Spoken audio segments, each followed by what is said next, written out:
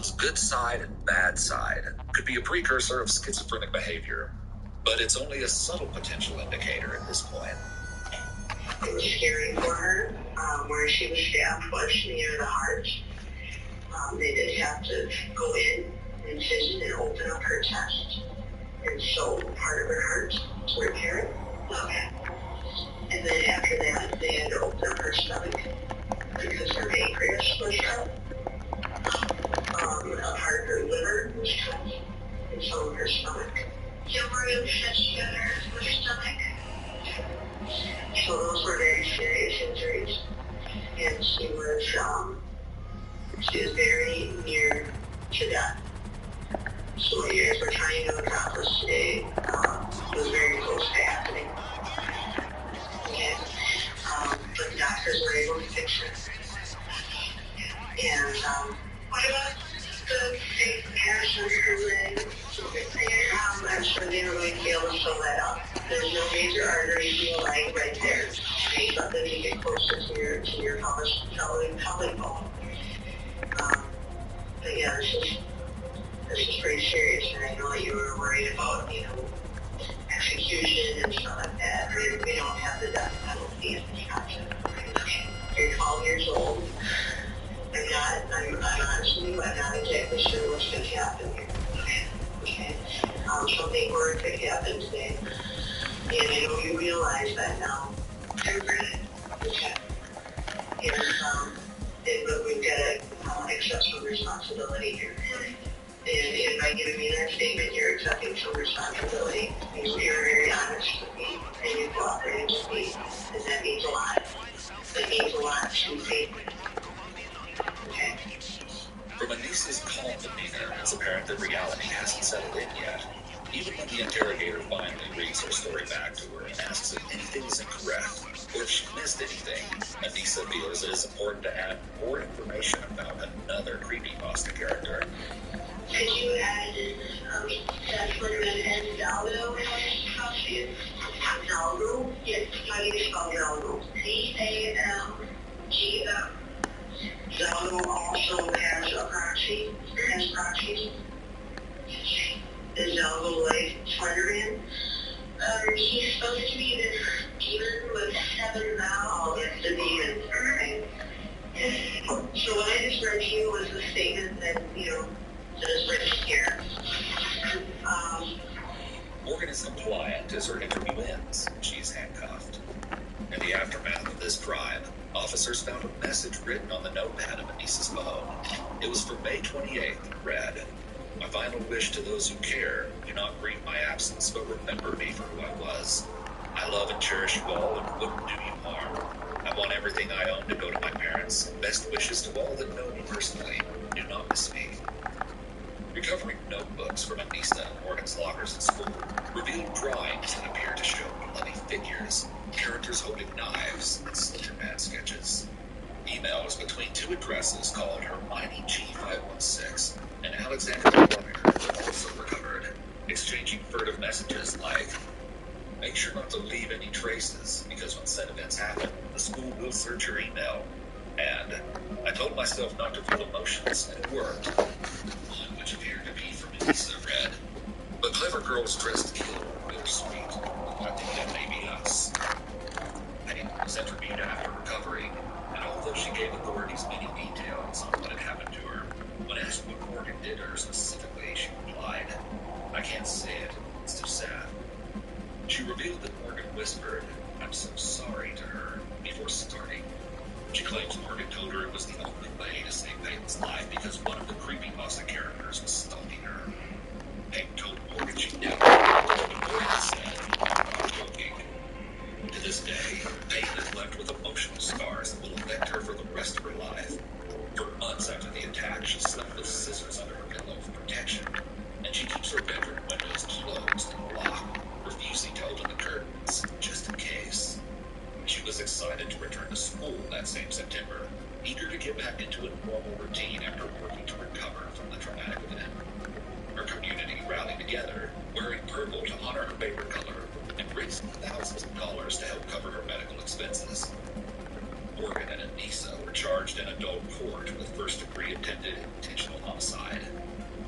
pleaded guilty, was convicted, but as part of an agreement was found not guilty by reason of mental disease or defect. Anissa pleaded guilty to a lesser charge of being a party to attempted second-degree intentional homicide, but she was eventually found by a jury to be not guilty by mental disease or defect. Psychologists agree that Morgan and Anissa's friendship created a perfect storm of shared delusion. It was revealed that Morgan's father had suffered from a similar mental illness as his daughter when he was an adolescent and was hospitalized at least 4 times, showing that Morgan's early onset schizophrenia may have had a genetic basis. Doctors testified in 2014 that she believed she had Vulcan mind control abilities, could speak to Voldemort, that unicorns and Pegasuses were real, and that she could communicate with not only Slender Man, but also the Teenage Mutant Ninja Turtles. In the recent years, her mental health has reportedly seen significant improvements. Still, at one point, a state psychologist told the judge that she would not support Morgan being granted a conditional release, as she had been hearing the voice of Maggie, a hallucinatory voice she has been hearing for years, again. Anissa was diagnosed with post-traumatic stress disorder, major depression, and personality disorder. Her defense argued that she was under the command and control of a delusional disorder linked to schizotypy, a diminished ability to separate reality from fantasy. Although no apology will ever be able to erase what Peyton endured, it's interesting to note that both girls have expressed that they are sorry for what they did. Anissa was sentenced to 25 years, and Morgan the maximum of 40 in a mental health institution. However, in the summer of 2021, there's been a recent update to this case. A judge agreed to a petition for conditional release from Anissa, which argued that the 19-year-old young woman is no longer a threat to herself or society. Based on hospital staff's reports that Anissa didn't exhibit psychotic behaviors, it's been ordered that state officials produce her release plan, and she was scheduled a hearing on September 10th. In a letter to the court, she asserted that she has exhausted the resources available to her at the mental health institution and needs to rejoin society in order to become a productive member. It's argued that a conditional release. As she had been hearing the voice of Maggie, a hallucinatory voice she has been hearing for years, again. Anissa was diagnosed with post-traumatic stress disorder, major depression, and personality disorder. Her defense argued that she was under the command and control of a delusional disorder linked to schizotypy, a diminished ability to separate reality from fantasy. Although no apology will ever be able to erase what Peyton endured, it's interesting to note that both girls have expressed that they are sorry for what they did. Anissa was sentenced to 25 years, and Morgan the maximum of 40 in a mental health institution. However, in the summer of 2021, there's been a recent update to this case.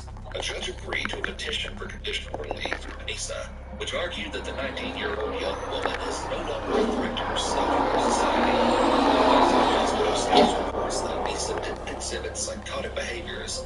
It's been ordered that state officials produce her release plan, and she was scheduled a hearing on September 10th. In a letter to the court, she asserted that she has exhausted the resources available to her at the mental health institution and needs to rejoin society in order to become a productive member of it. And when the anticipated day of the hearing finally arrived, a Wisconsin judge ruled that Anissa would indeed be granted her release from the psychiatric hospital on September 13th. The full report on her conditions of release has not been released to the public, but the judge has stated that Anissa had a clean mental health history and that there is no clear evidence that she poses a substantial risk of harm to others or herself. Anissa herself informed the court that she plans to live with her father and look for part-time work. She will remain under constant GPS monitoring until otherwise determined. She also hopes to pursue higher education. She's expressed, "I want to reiterate that I'm not saying I'm done growing, changing, evolving, or adapting. I just can't do it here anymore." Reports indicate that she will be under strict regulations, such as not being allowed to use the internet except at home. And anytime she does use it, her activity will be monitored by the State Department of Corrections. She won't be able to consume alcohol or drugs, enter a bar, possess a weapon, or have any contact with Peyton or her family. Peyton has expressed that she doesn't have fear of what might happen upon her attackers' releases. She's assured that if they try anything funny, they'll go right back. She's even said that she feels grateful in a way for what happened to her. inspired her to pursue a career in the medical field. Coming out of such a horrible situation, she's expressed, parents need to talk to their kids directly, saying, this is not real, this is fake when it comes to online figures like Slenderman. And to kids stuck in bad friendships, she has advised them to listen to their gut and get out before something bad happens, even if they feel guilted into staying friends with that person.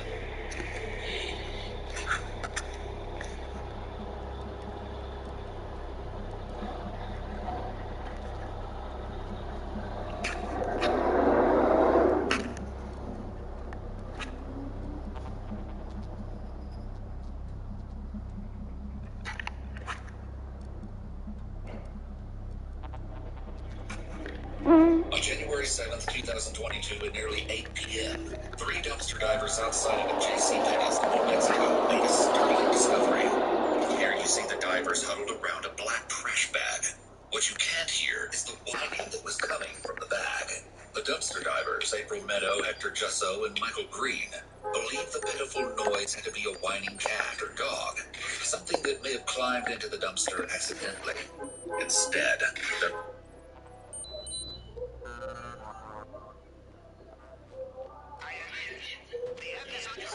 horrified by the proof of what they found. A living, breathing baby boy wrapped in a trash bag was left in that dumpster to die, with its umbilical cord intact. This child had no chance of survival after being abandoned. Upon finding the child, April Meadow is seen rushing off camera with the child in her grasp, wiping it off with the towel it was wrapped in. The crew called law enforcement shortly after this, all the while wondering who could do something like this. Hello, 911. Yes, we just found the baby in the trash. We just found a hand for his child. Is it breathing? Goddamn trash. Yes, ma'am. Hello? Hello, yes, ma'am. Can you tell me about the baby?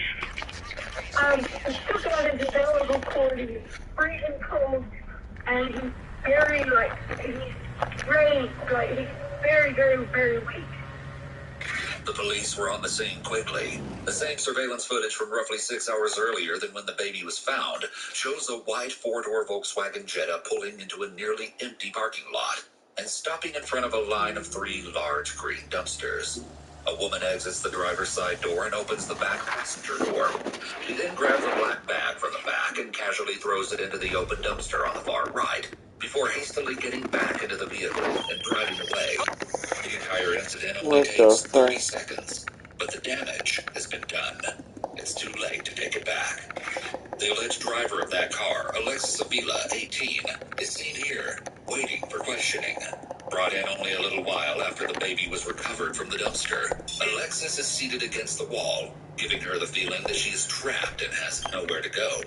The following interrogation has been analyzed by a qualified team, including a licensed attorney and former criminal prosecutor, a licensed clinical psychologist, a psychologist trainee, and an individual with a Master of Science in Clinical Psychology. Yes, it is. Yes.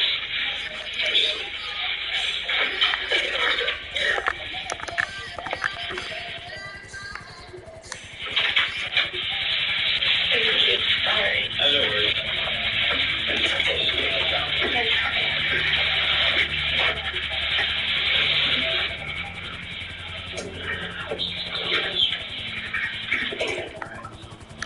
Please get it.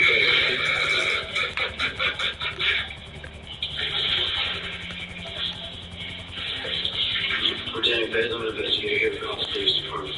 All right? What's your name? Hello, Chuck. That is your old friend indeed, eh? Okay. So before I do ask you any questions, okay, I do per policy and procedure, I read everybody the rights. It doesn't mean anything other than me making you aware of your rights and you understanding your rights. Does that make sense? Okay. Do you need any medical attention then before we start? No? Are you okay? So, the bulletin, I'm going to read you each bulletin. If you have any questions, feel free to stop me at any point, okay? So, of course, you have the right to remain silent. You do not have to say anything at all. Anything you do say can be used against you in a court of law. Do you understand that part? All right. As soon as she sits down, the detective reads Alexis the Miranda rights and doing so, he is assured that later on Alexis can't say she didn't understand her rights. The detective is also extremely careful in downplaying the Miranda rights, because this usually means that the suspect is less likely to request a lawyer, especially if they're young. Do you know what else do I do? If you wish to talk to me or not, if you can just initial yes or no.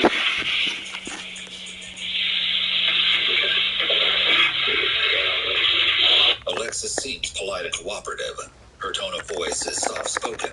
The fact that she moves the paper towel on the table when the investigator spoke, and she maintains eye contact are all indications of respect for authority and a willingness to cooperate. Right, so I know there's a lot, okay, to talk about, and I just want to ask you, why you think you're here, or what led us to us being here. Alright, obviously I do know information, and the last thing I want to do is to start off on the wrong foot and for you to start, lying. There's always two sides to the story. Obviously I'm looking at a evidence standpoint, what we were called out to. I don't know what you're going through, if you're going through anything, we're all humans, before me being a detective, I'm a father, son, stuff like that. We're all human. It doesn't matter what rank we have or how old we are. All right, and that's why, I asked you to come out here and give me your side of the story. Okay, I'm not here to judge you. I'm not here to question you. I'm not here to accuse you. I'm not here to, belittle you. That's not what I do. That's not my job. So my job is to investigate, and that's exactly what I'm doing. All right. So if you can, I would kindly ask you just to tell me the truth, and we'll go from there. Okay. The detective is playing nice here by claiming that he's just doing his job, that he understands there are multiple sides to every story, and all he wants is to hear out hers. With a suspect who is timid and young like this one, this is the approach most officers will use, as being aggressive and confrontational will likely make her shut down and less likely to talk to him. More than anything else, the detective wants her to feel safe. He's trying to lull her into a false sense of security.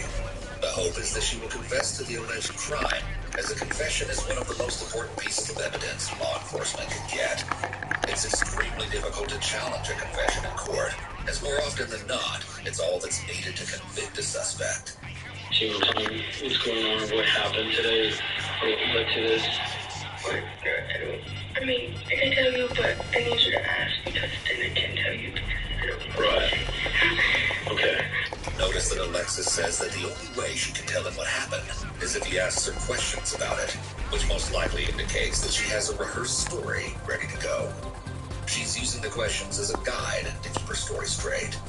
Further, detectives often ask open-ended questions to elicit narratives. While providing narrative responses, suspects are more likely to share contextual detail and less likely to lie without being detected. This contrasts with close-ended questions that would produce shorter responses, such as yes or no. Her cooperation with questioning seems genuine, not forced or feigned. In interrogations where the suspect seems to have antisocial personality disorder, or APD, they are sometimes compliant, but it often seems almost unnatural. Like they're doing it for their own good, because they're in an interrogation, so it's in their best interest to be cooperative. However, as the interrogation gets more stressful, people with APD often start to show their defiance towards authority. They often become irritable or angry. But Alexis's cooperative attitude doesn't appear to be faked just for the sake of the interrogation circumstance. It's important to note that Alexis has not been formally diagnosed with any psychological disorder. So, obviously I got confirmation that you were pregnant, okay? Right. I found that out yesterday. You found that out yesterday? Yesterday. Okay. Alexis states that she found out she was pregnant yesterday. This is a detail the interviewer didn't ask for. When a suspect offers up additional information without being asked, the information given is most likely false. Alexis most likely rehearsed this answer and wants to make sure it's on the record before they move on. So tell me a little bit more about that. What do you mean? So how is it that you found out, or how? Well, I've been having back pain really bad, and I got in an accident September of 2021. Okay. 2 years ago. And I just thought that's what it was. And I mean, the pain comes and goes, and so I didn't really think anything much of it. hurting, and so my mom took me to the ER, and they just said that I had some kind of spray. I don't even know what kind it was. And they just gave me medicine for it, and it wasn't helping. Okay. But I still didn't think anything much of it.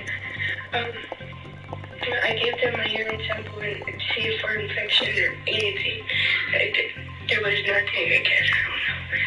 And then I just kept hurting, and so I went to the clinic, and they did a urine sample, and they told me I was pregnant, and that's when I found out. You said it was yesterday? Yesterday. And where did you go? What clinic?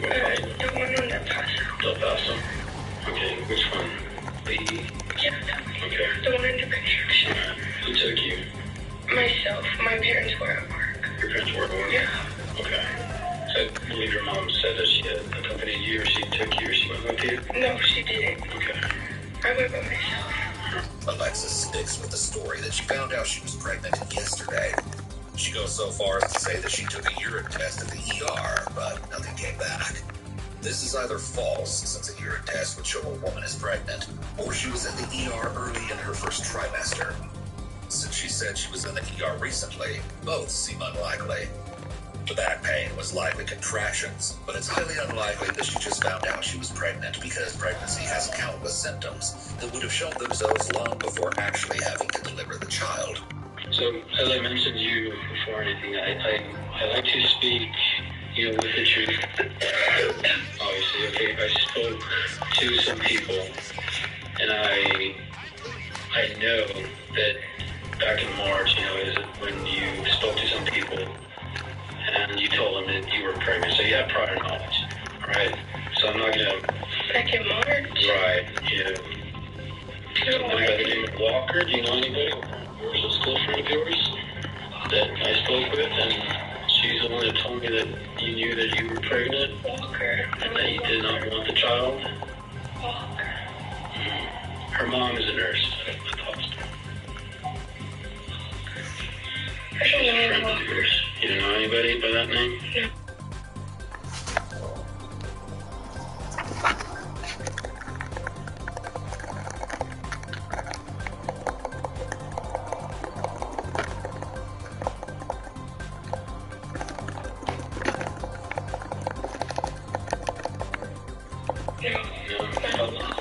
Okay.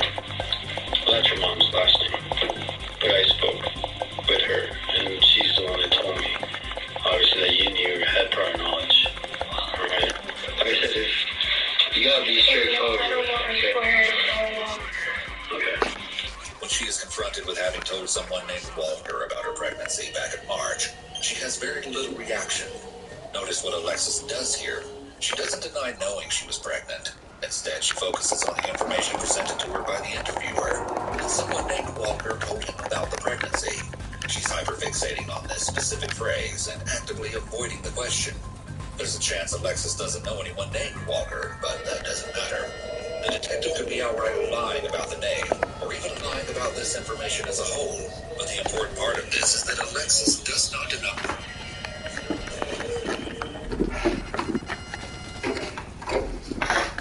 Oh, how?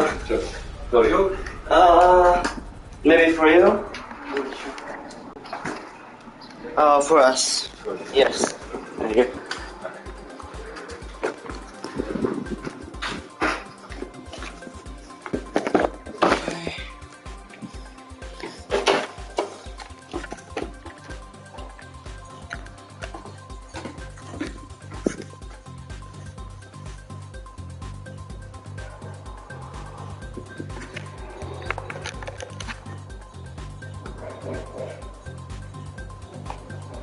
Knowing about the pregnancy.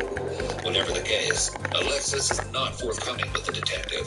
She displays high levels of resistance, e.g. lying and evasion. Law enforcement typically analyzes suspects' levels of resistance from the onset, as the detective does with Alexis here. So, anyway, explain to me... What's up, Jackson? What happened today? How did your day start today? The same as any other day. Well, for the past couple of days. Okay.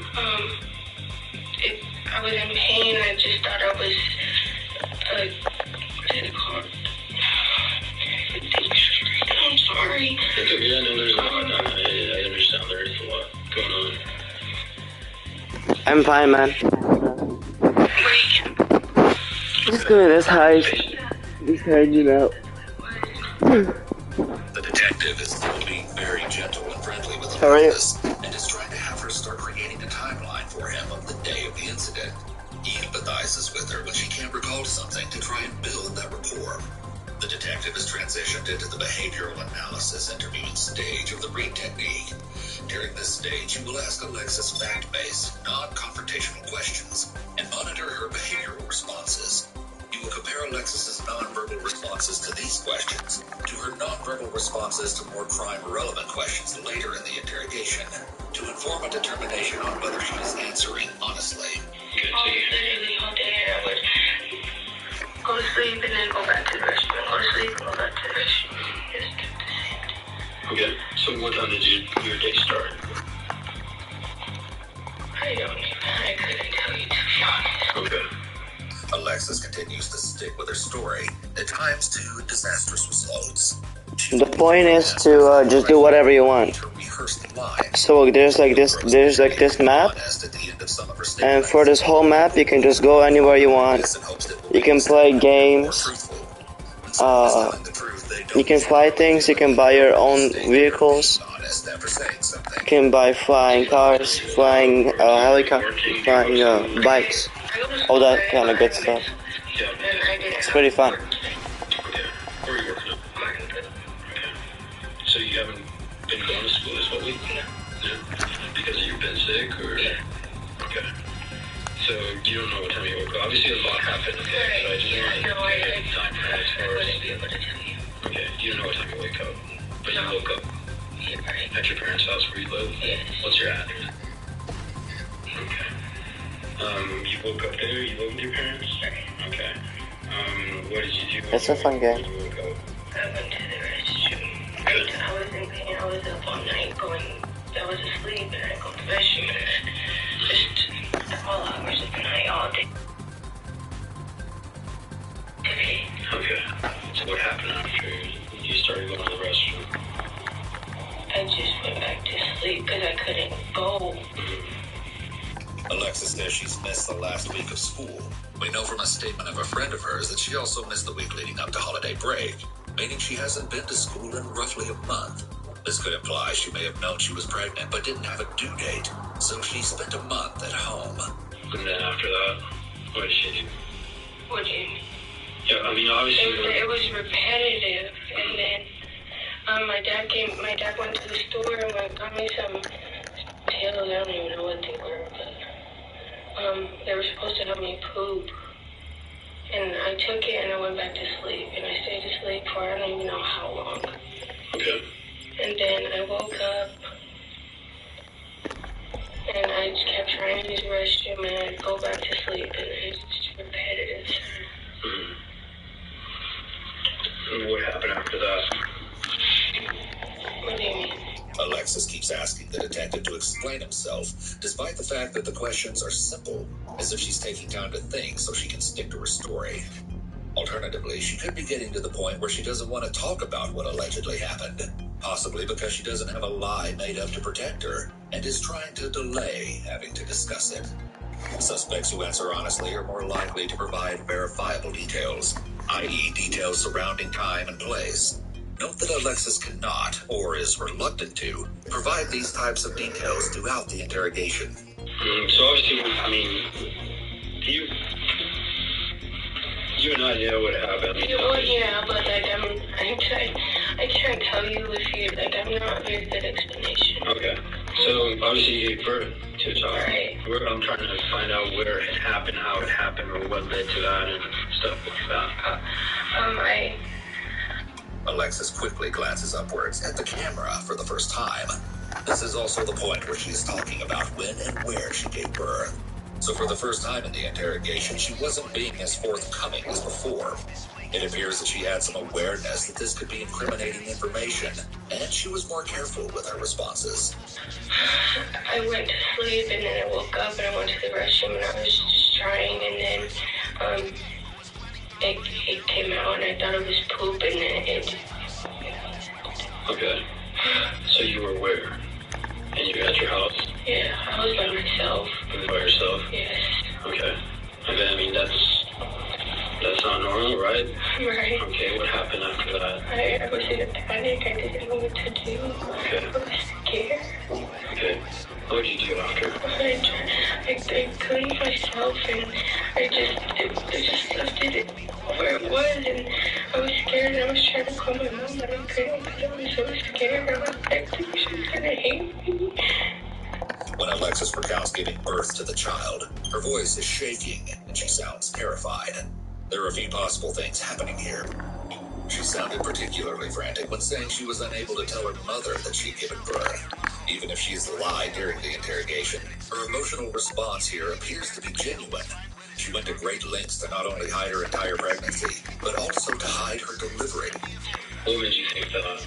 Just because I just turned 18, I haven't been 18 for a month. I'm the baby. Right. Alexis gives what sounds like a potential motive for what she did when she states her mother will hate her for being pregnant because she just turned 18. This may or may not be true, as Alexis has already displayed her propensity to lie. I understand that's a lot to take, okay, and that's why I'm here and getting your side of the story. You were home alone, or who was it? No, I was by myself. You were by yourself? Okay, and this happened where? Your restroom? You guys have separate restrooms? Or? No, it's just one restroom. Just one restroom. Okay. What did you do after the fact? What happened? I mean, obviously... Like, I was just cleaning. I was scared. Yeah, that's pretty fun, dude. Okay. And I just wrapped it in the towel. Notice how Alexis only refers to the child as it, and not as anything else, not even as the baby or anything like that. She may be trying to distance herself and could be referring to the baby as it unconsciously. This is also known as distancing language, and it's a common human defense mechanism against potential emotional and psychological injury. It's a really good game, dude. This could be that You she should is definitely get it. unable to process the How old are you? situation and is in denial. She could be in such extreme fear of revealing she was pregnant that she entered into some sort of state of partial disassociation.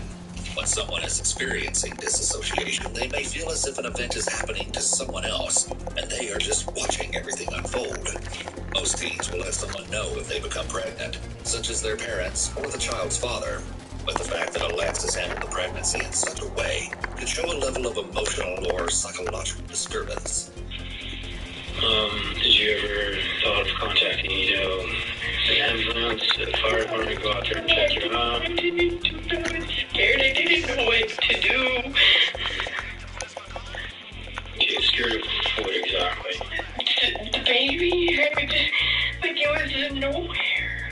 Right, but you're telling me that you knew yesterday, right? Yeah, but I didn't know I didn't know how, and I didn't know nothing. I knew, but I didn't, know it was coming today. Right. She seems to slip up and says she knew about the pregnancy, but then quickly follows up with, I knew, but I didn't know he was coming that day. So it was unexpected. Right. You weren't expecting it to happen. No. Did you contact anybody? No. Okay, you said you didn't contact your mom? No, I tried, but I couldn't. I was scared. Okay, so there's a difference between being scared. I mean, I understand you're young, you don't know, obviously, but if both you and I know that pregnancy It's called GTA 5. pretty obvious, your stomach starts growing, you got several different symptoms and stuff like that. Right. I was gaining weight. I was eating more. Nothing changed. So you're in the restroom, you give birth, you wrap it into a towel. Is that your towel? What color towel? I don't even remember, to be honest. Okay, so what was your next act? What else did you do after that? I just left and I drove around and I just put it to where I put it. Okay, where are we talking about? Put it where? I mean, obviously I know where you went and you didn't put it. Right, The detective becomes aggressive and pushes back against Alexis's denials. This is the Reed technique. The detective did everything he could to make her comfortable and get her talking, relying heavily on empathy and minimization. Minimization is a resistance-reducing tactic often utilized in interrogations to decrease suspects' levels of resistance to confess or tell the truth. Law enforcement communicates that what the suspect has done is understandable, even justifiable. Now, the detective is transitioning to a more confrontational approach, since he's gotten what he's needed out of her. I had the trash bag in the car. Okay. If you couldn't tell, the car is messy. But I put it... So... And then I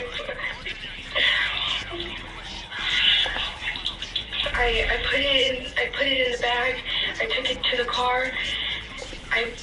When I was in the car, I had 2 trash bags. I took one with me, which is the one that I had, and then I put it again, and then I drove around and I didn't know what to do, and I just put it in there. First, Alexis says the trash bag she put the baby in was already in her car. Well, I had the trash bag in the car. While she did say her car was messy, most people don't go around driving with empty trash bags inside their vehicle. Alexis then slips up and says she put it in the bag. Then she took it to the car. I put it in the bag. I took it to the car. She realizes her mistake and then tries to cover it up, saying she had 2 trash bags. I had 2 trash bags. One she took with her and one already in the car. Here she wants to make the disposing of the baby seem less planned. Alexis's voice trembles as she speaks. When humans grow stressed, the vocal cords may tighten, making speech more difficult. When this happens, listeners often hear some level of wheezing, trembling, strain, or pitch raise in individuals' vocal expression. Where did you go? Where did you drive to? JCPenney's. I was in that area. I live in that area. So where did you throw the garbage bag? In the trash. The trash? Alexis completely avoids using the word dumpster and speaks in very general terms to downplay the horrific actions she allegedly took. Okay, did you lock it up? Seal it up? With the hair tie. I'm sorry? With the hair tie. The hair tie? But I don't even think it stuck because it was broke. Okay. So I was on the verge of breaking. Okay, were you by yourself in the car? I was by myself the whole time. Okay. You never notified anybody? Okay. So you grabbed your hair tie and just wrapped it around the bag?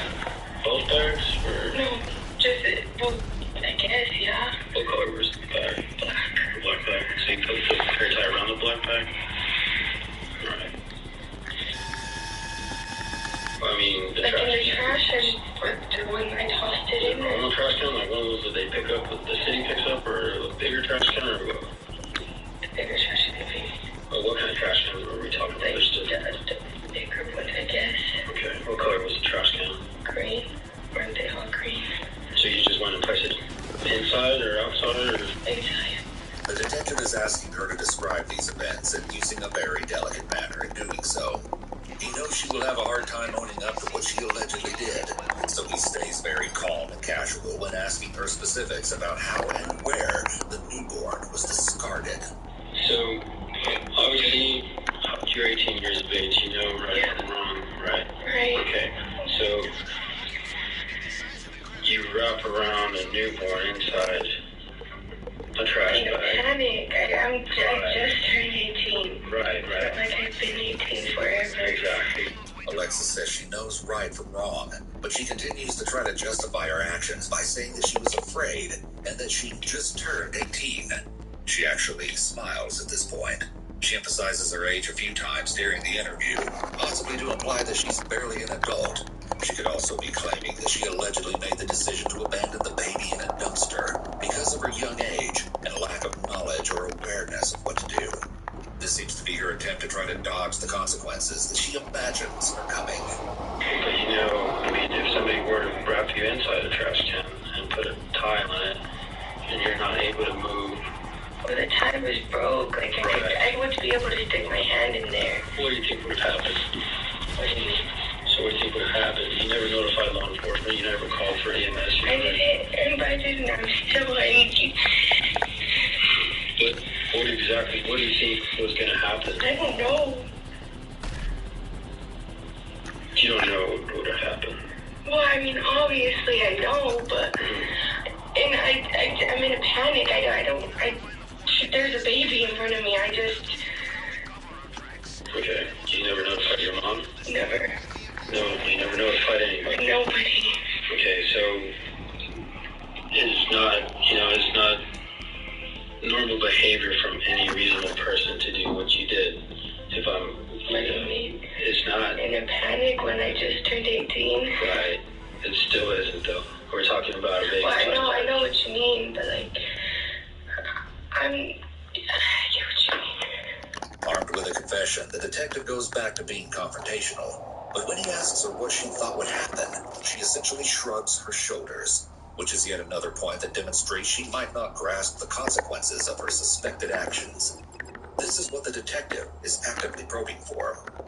The detective continues to be harsh and confrontational, and it still never appears to faze Alexis. Yeah. Let me take a small break, okay? I'll be right back. My mom's coming here in your car. If you're 18, you're of age, okay? So, I know. unless you were a juvenile, then that would change things. But give me just a minute. I'll be right back. So not even when you're in the room? Let me see what I can do, okay? The detective has what he needs from her, and he appears to be getting upset or angry. By leaving, he's attempting to de-escalate himself. He may also be reaching out to the prosecutor's office to see what else they would like to get from Alexis.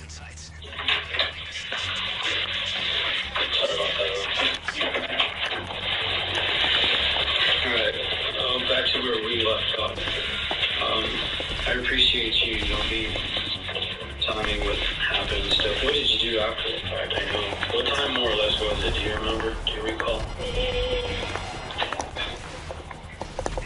Like 2:15 maybe, somewhere around that time. Okay, that's when you dropped off the baby? Somewhere, I believe so, yeah. What did you do after the fact? I drove around, continued to drive around. Continue to drive around to do what? I don't know, just to clear my head to figure out what to do. Where else? I mean, where'd you go? Where'd you end up going? Where did you I ended up going to my house. You ended up going to your house. What did you do after? Dude, when I went to my house, I just sat on my bed and I was trying to figure out what I was supposed to do, what to do. At any point, did you make anybody aware of it? No, I was still in shock. Okay, nobody found out, nobody knew about it. Okay, were your parents back home at the time? You were home alone? Okay. When the detective returns, he is no longer using his confrontational tone. While he was out of the room, he either realized or was told that he needed to obtain more information from her and wants her to continue speaking to him. So he's returning to the positive confrontation technique. Okay. Did you seek any medical attention or no? Did you think about, what could have happened or what, could end up happening to the baby? Yeah. Okay. My mom said it was in love, but is it okay? Okay. They'll be briefing me here as we go, so last I heard the baby's okay. Okay. So, this is the first time in the entire interview Alexis gives any indication that she cares about the baby, and the tremble in her voice could be interpreted as an indication of remorse or emotional distress. It could also indicate the presence of relief resulting from knowledge of the possibility of less severe punishment, and she's relieved for her own sake. The fact that not once has she brought up or asked about the condition of the child only further shows she is completely disassociated from the child, whether that be from shock, lack of caring, or something else entirely. did it ever cross your mind to let anybody know, contact law enforcement, go back? I don't know. The detective is trying to ascertain her state of mind after the fact by asking her what she did after and what she was thinking. This is to get evidence showing she never had a change of heart or tried to help the baby in any way. Alexis again shows no remorse. Because I'm still in shock the whole time when my parents go home. They just didn't tell them I was still in shock. I was just in my room. You're in your room. Okay. Did you ever leave the home afterwards? Did you go anywhere? No. Did you talk to your parents when they got home? Yeah, eventually, but I didn't say anything. Parents had no knowledge. No knowledge, absolutely not. And what if I were to tell you that they did have knowledge? What do you They mean? told me that you didn't know about it. What would you say then? How? Because I didn't even know. Okay. You didn't know, but yesterday you found out? I mean, what do you mean? Because I feel like we're talking about two different things. and it's not going well. We're talking about a baby that was thrown in the trash like garbage, right? And it's a human being. That's what we're talking about. My knowledge is when they found out was when the officer showed up at my house. Okay, so I'm talking about the knowledge of you being pregnant, obviously. Oh. At this point, Alexis tries to make it seem like her earlier statements were a big misunderstanding, which could be a deflection technique or defense mechanism to try and cast doubt on her earlier statements. Because I know that you knew back when you found out you were pregnant, and it wasn't yesterday. That's what I know. Okay, I don't, like I said, I don't go that route, but I know. And I do my investigation prior to even talking to you and, coming out here and interviewing you. Okay, as I told you, I'm not here to judge you. There's two sides to the story. Whenever you come and tell me that you found out you were pregnant yesterday, and I know that's a lie. Well, sorry. Go ahead. No, go ahead. It changes things because I don't appreciate that. You're right. I found out I was pregnant yesterday. Okay. Because I heard it. The doctor showed me. I knew back in whatever, but I didn't know. Does that make sense? Like, I was like, oh, it's whatever. Alexis tries to stick to her story and uses air quotes to say she knew but didn't know, which could be her way of using vague statements to deflect from giving a straight answer. According to research, women who effectively deny their pregnancy know but do not feel that they are pregnant. These women often don't go through the typical bonding stage that many women experience while they're pregnant. This may explain somewhat why Alexis appears to be focused on herself and why she doesn't show any empathy for the baby. So you knew back when is this? What are we talking about? Back in... When she is asked when she really found out she was pregnant, Alexis takes a strikingly long pause. This shouldn't be something she has to mull over. August. Okay. Maybe a little bit before that. Her answer is in August, which is in stark contrast to the original story she was so adamant about. Right. I found that out yesterday. You found that out yesterday? Yesterday. Okay. So yesterday, whenever you went to the doctor, how far along did they tell you you were? They didn't. They didn't tell you? No. Okay. So... That's how I didn't know it was coming today. Alright, so obviously I'm not a girl, I'm a guy, but I know women have menstrual periods. So how can you not know? I had my menstrual period every month. Okay, so that never changed? Never. So, but you knew back in August? I took two. One was positive, one was negative. I took the negative, I didn't. Okay, what about, as far as you gaining weight, any movement, anything like that? No, sir. Okay. The detective becomes more confrontational with her again, as he's likely gotten all the information he came back into the room for at this point. He has established both prior knowledge and her failure to help the newborn, as well as establish a fairly clear timeline of events, despite Alexis's denial. So, back in June, you had an incident. I guess you ran away from home? Were you having... I guess you could say ran away. Okay, was it the result of this? And you had no problems with... It was a completely different matter. Okay.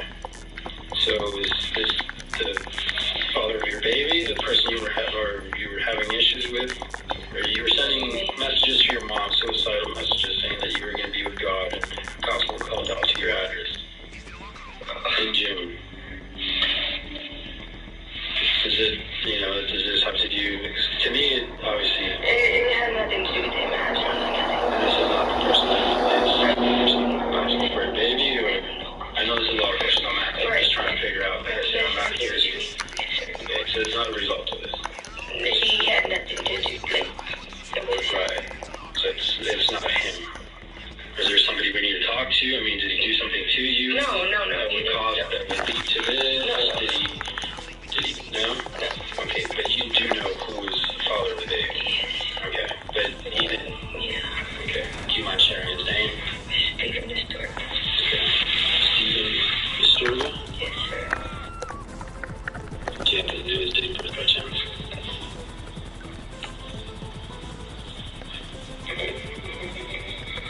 I don't. Sorry. Do you know more or less how old he is? He's 16. 17. One of them. 16 or 17? Y'all dated for how long? About a year and a half. Okay. So I'm assuming you met in school? Yes. The detective asks her about the baby's father, 16-year-old Stephen Astorga, but she has no interest in talking about him either. She'd been more open to answering questions earlier, but not anymore. What the detective is doing here is trying to establish alternative motives for Alexis. Do you mind me asking what happened, or what? Did y'all break up? We broke up. It just wasn't working out. Okay. When did y'all break up? When? Mm-hmm. Oh, I don't even remember. You don't remember? More or less? A year ago?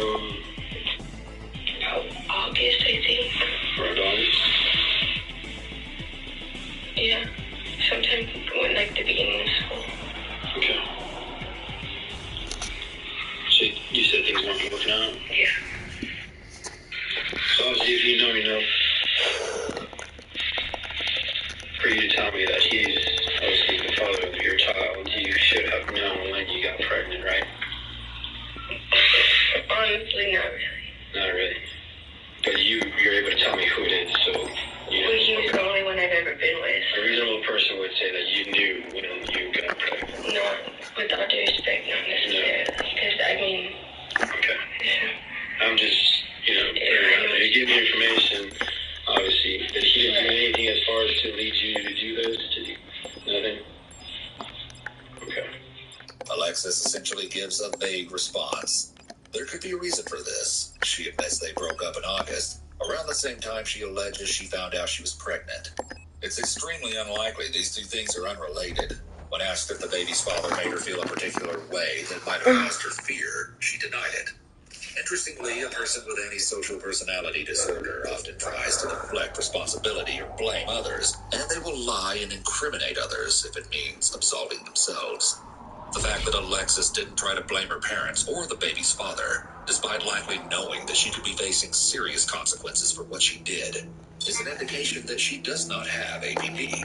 Although it's impossible to determine from an interrogation alone that Alexis suffers from any specific disorder, she exhibits numerous behaviors that can be viewed through a pathological lens. Intense worry, possible delusion, and past suicidal ideation, for example, could all indicate or play a role in a larger diagnosis, such as either two of the most common mental illnesses in the United States, generalized anxiety disorder and depression.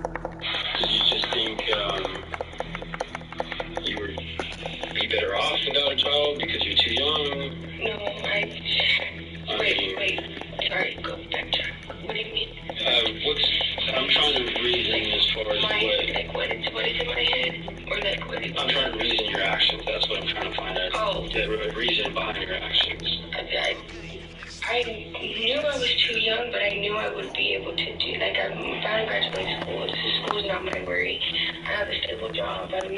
Money's not a worry for me. So I would be able to, like, if the baby's okay, I want it. Good. So what if I told you the baby's dead? What would change then? Nothing. In a surprise, out of nowhere, Alexis says that if the baby is healthy and okay, then she wants it back. It's possible that Alexis felt like she could fix or undo what she did by saying that now she would take the baby. This statement may have just been made as a last-ditch effort to make herself look better to the detective, but it doesn't work. And again, I'm going to ask you, do you need any medicals? You gave birth, obviously. It's not something normal. It's not something you do every day. Do you need us to call an ambulance out here? I mean, my words, you're well-being. Yeah, no, I don't feel the need, but I mean, you're 18 years of age. Right. If anything, you can at least get checked out, and it's up to you. Would my mom be able to take me? Yeah, it's completely up to you. I mean, I'm just asking you right now if you need somebody to come check you out. Well, I prefer not here. Okay. So maybe my mom can take me somewhere. Okay. Let me just take one last break and I'll be right back, okay? So my mom still can't come in here? Like I said, you're not in here. Alright, I understand. Let me go talk to you.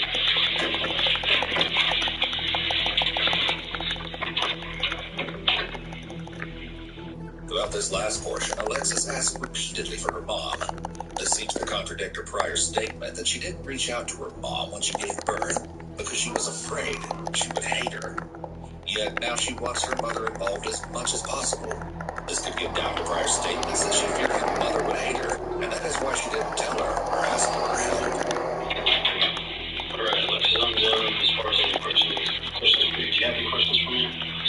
No? Okay, I don't know if you want to wait out too long. I just got Where's my mom? she's in here. I just need to talk to her real quick and she'll be I can't wait. I can't be with her. What are you talking about? not together. It's just how we work. It's our policy. So, do you want to wait here? You want to wait there? Okay, like I said, at any point you want to close the doors, do it from locked. You can just walk out. Where do I go? You're probably better off standing at home. Are you going to stay there? Okay. There is a red flag apparent in Alexis's interview.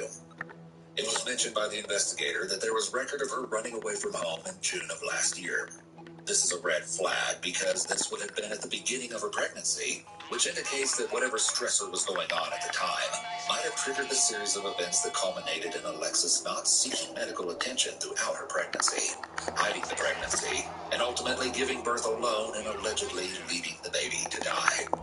It's possible that a stressful event occurred in June, possibly her realizing that the pregnancy was real, and this is where Alexis snapped. Many states, including New Mexico, have safe haven laws that allow mothers or fathers to take an unarmed newborn to a designated drop-off location, such as a local hospital, instead of leaving them somewhere else or doing something they would regret. It's unlikely that Alexis was aware of such a law, and education may have prevented this tragedy from happening. The police allowing her to be seen by a hospital after her confession is not at all that surprising. She'd just given birth without any medical assistance and is just over the age of majority. She could easily have had a serious infection due to the unsanitary environment she was in when she had the baby. The police likely escorted her and her mother to the hospital to ensure she was not given an opportunity to flee or go elsewhere. Alexis was arrested shortly after the interrogation and charged with attempted first-degree murder and felony abuse of the child, to which she pleaded not guilty at her hearing. The judge placed her on house arrest, only allowing her to leave for school, work, or a medical appointment or counseling sessions.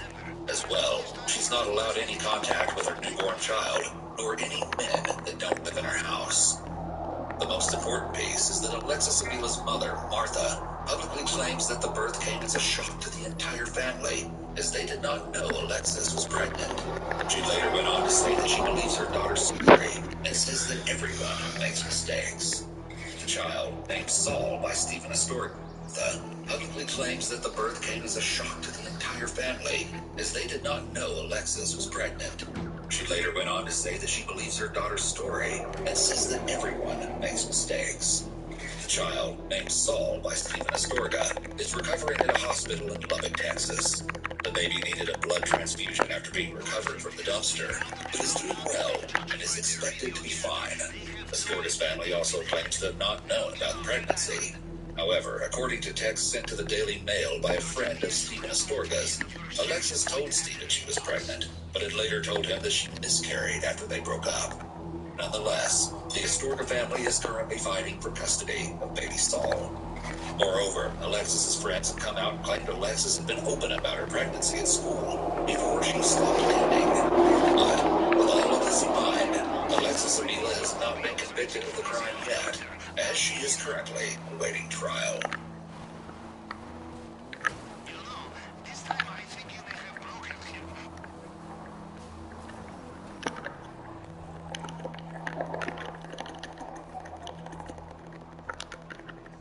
The following program contains distressing themes.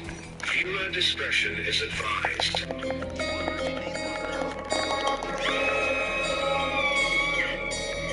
Jealousy, such a strange enemy I have. It's all in my head, but I can see it's standing in doorways down the street. It's all in our heads.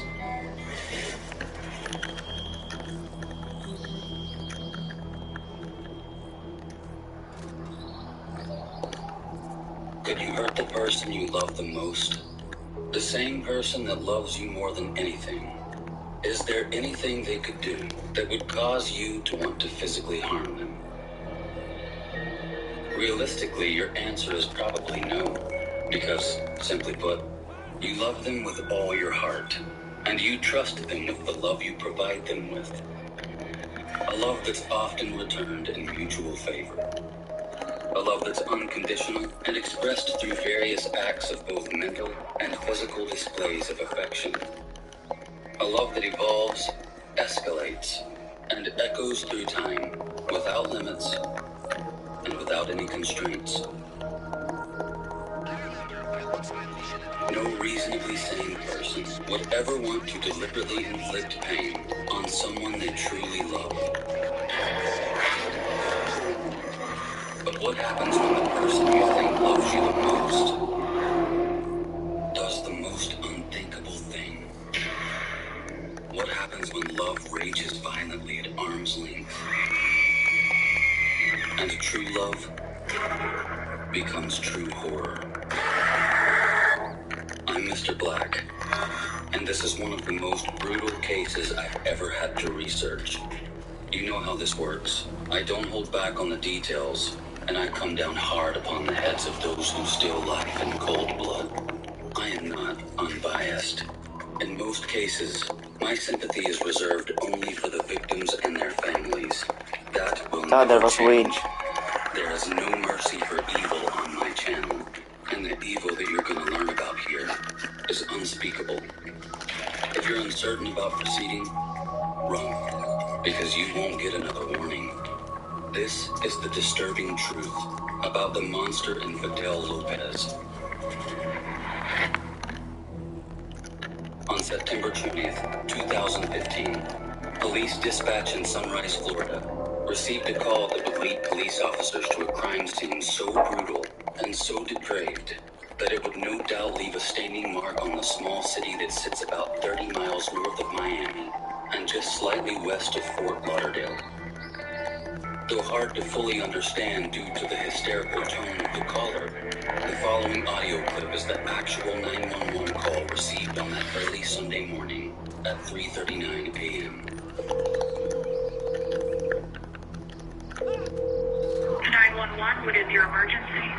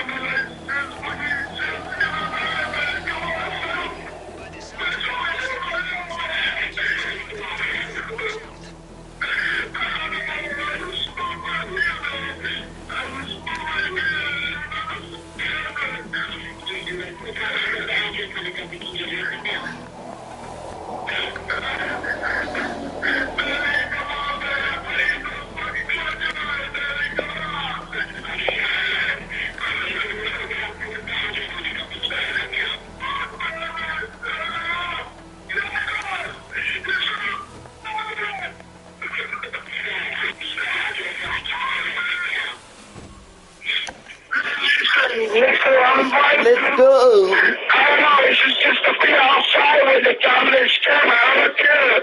She was here. She just went to the apartment with me. She was here. She's a sister of mine, and this thing. Okay. I know, babe. She's not bleeding, man. She's not bleeding. She's gonna die. She's gonna bleed, man. Come on, man. What apartment are you in?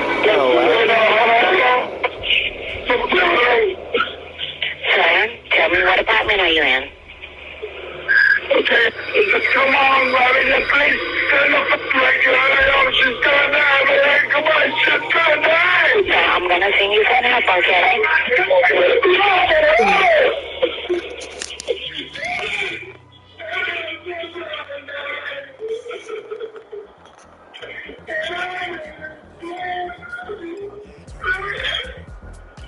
Stay with me. I'm gonna pick it up, okay?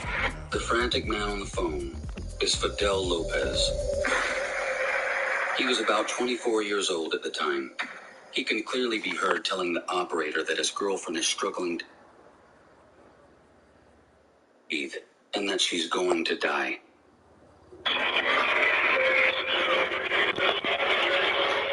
It sounds like Fidel is saying his girlfriend was drinking and he doesn't know what happened.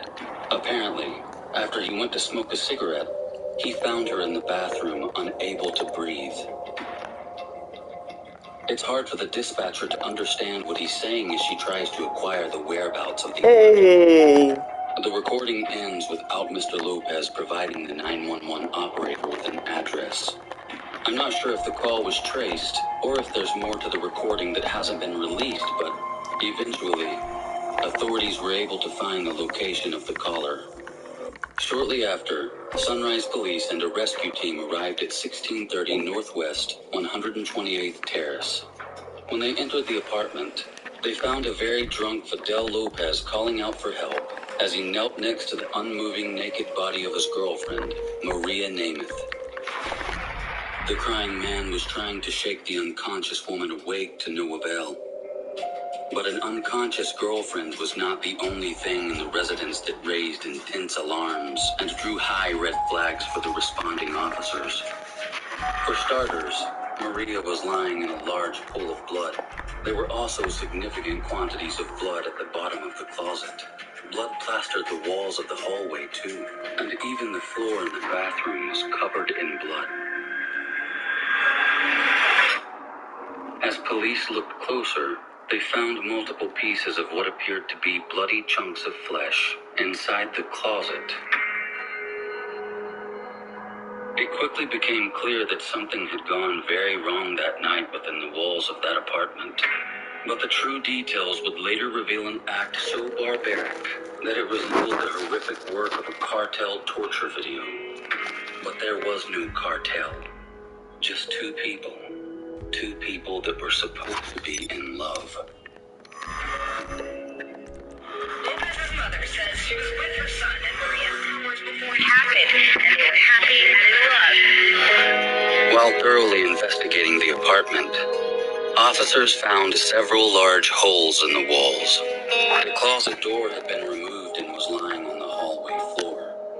There was also a sliding glass door that... Hey, whoever's watching this, thanks for watching. I'm gonna start another live stream. Gonna join that one.